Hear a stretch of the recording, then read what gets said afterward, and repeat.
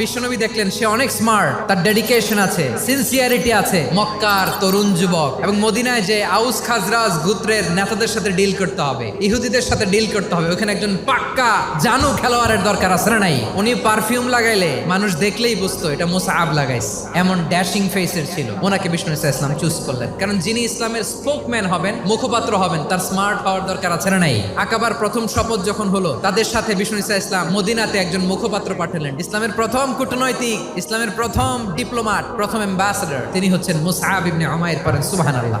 এবং বিষ্ণু ইসলামের এই সিলেকশনটা এত সুন্দর ছিল, তিনি মদিনাতে যে বিশ্বনবী আসার আগেই মদিনার জমিনকে তিনি উর্বর করে ফেলছেন। প্রতিটা ঘরে ঘরে কালিমার দাওয়াত তিনি পৌঁছায় দিচ্ছেন। জুমার বিধান নাজিল হয়েছে, কিন্তু মক্কায় পরিবেশ নাই জুমা পালনের। বিষ্ণু ইসলাম একজনকে দিয়ে খবর পাঠালেন মদিনাতে যেন তারা জুমা কায়েম করে। বিশ্বনবীর আগেই মুসআব মদিনার মুসলিমদেরকে নিয়ে মদিনায় প্রথম জুমা কায়েম করে ফেলছে। সুবহানাল্লাহ।